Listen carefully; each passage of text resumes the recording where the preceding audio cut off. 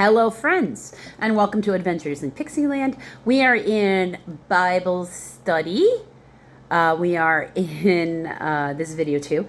Yes, we are in the NIV, and we will be through next year.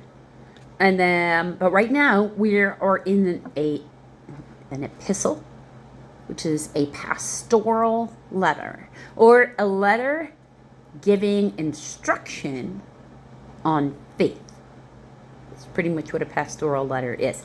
It is from John the Evangelist, who is, of course, an actual apostle with Jesus and stuff, right? So this letter comes, I think, this letter is written towards the end of his life, and it's somewhere around the 90s, like 90 AD.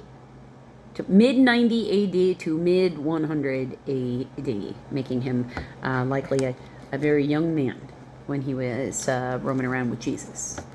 I'll remind you, though, that in their community, you were considered an adult at the age of 13.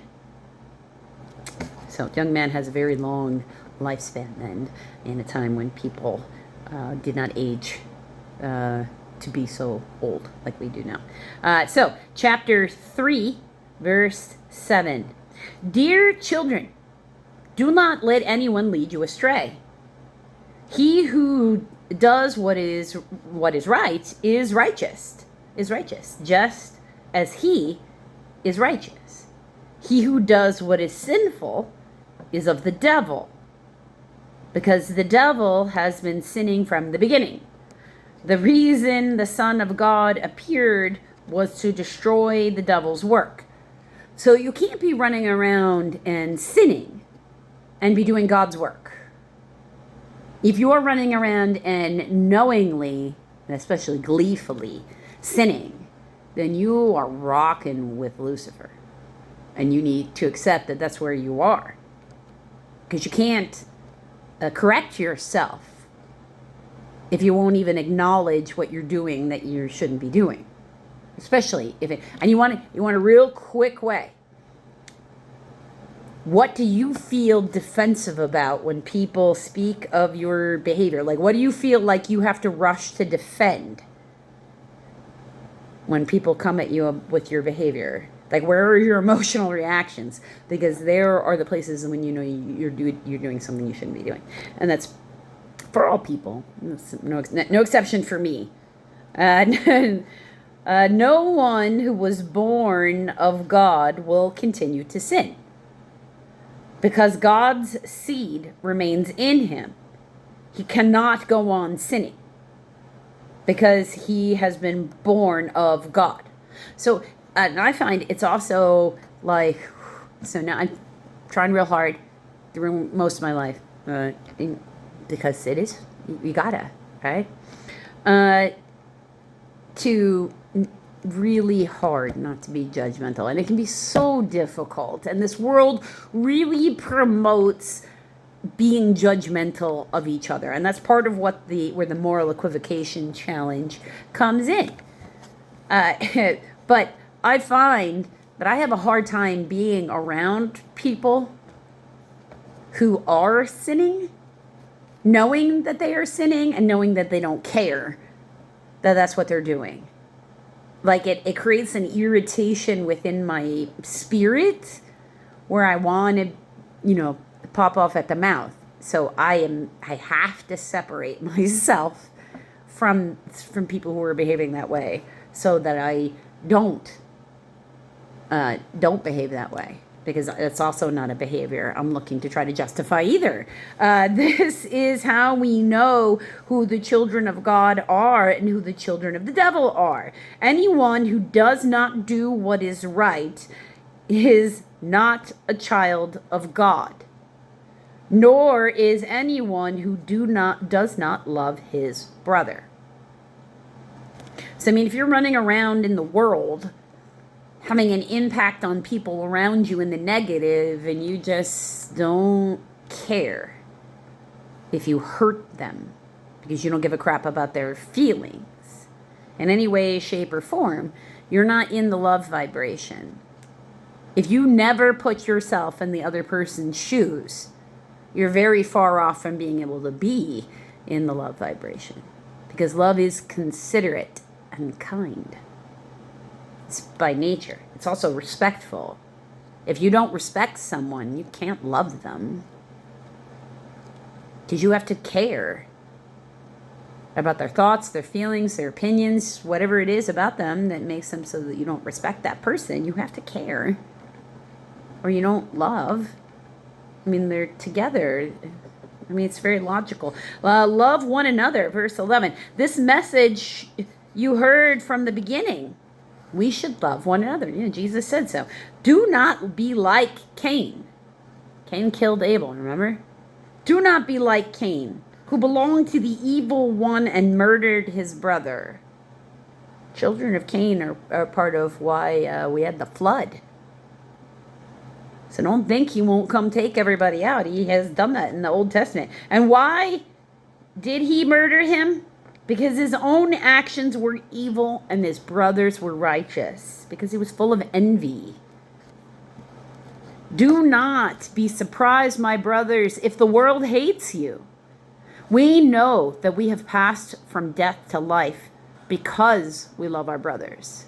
Anyone who does not love remains in death. Anyone who hates his brother is a murderer. You're murdering their soul. And you know that no murderer has eternal life in him.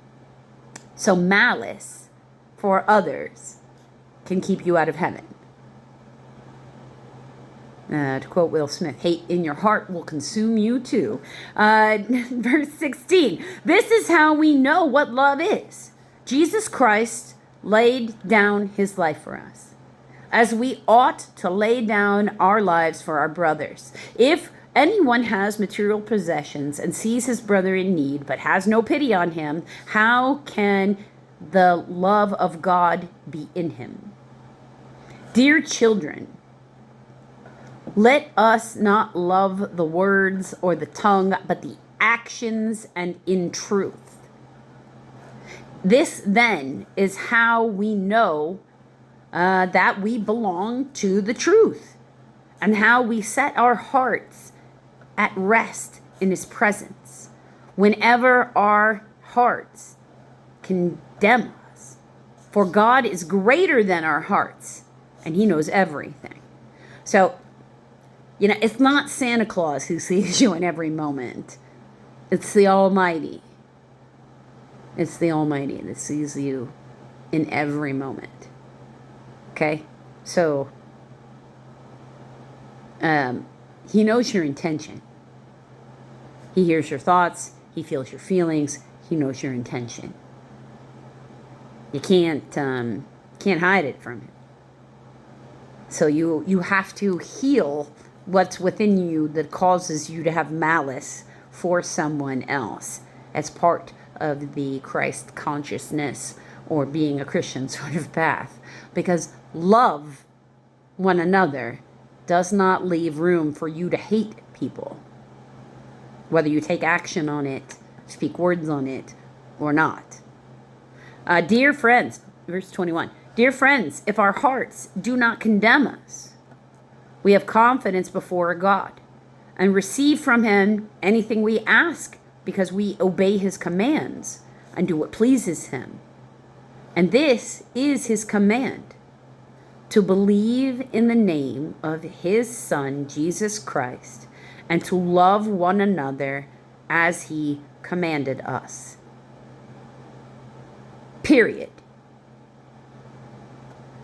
Verse 24, those who obey his commands live in him and he in them.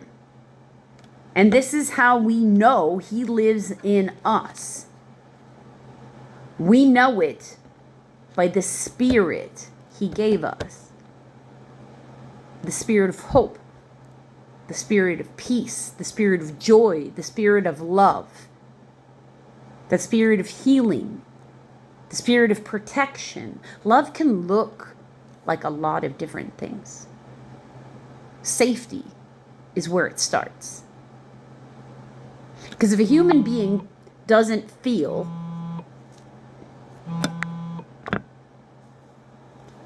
If a human being doesn't feel safe, then they're not going to be able to evolve to separate places. It's sort of like you can't heal from a trauma while you're still going through it. You have to put yourself in a place of safety so you can heal and develop that spiritual maturity. Because embracing the full act of peace, love, joy, wisdom, understanding, charity, all that to stay in the love vibration requires that you actually have time to pause and consider your impact that you have on the people around you by the way you conduct yourself in your everyday life. Because it's our everyday behavior that even lets Satan in. How could it be anything else? Either way, we're choosing good or evil in the moment. And we try to make moral equivocations where it makes it seem not so bad, but the apostles are pretty consistent in the, it doesn't work that way. Try again.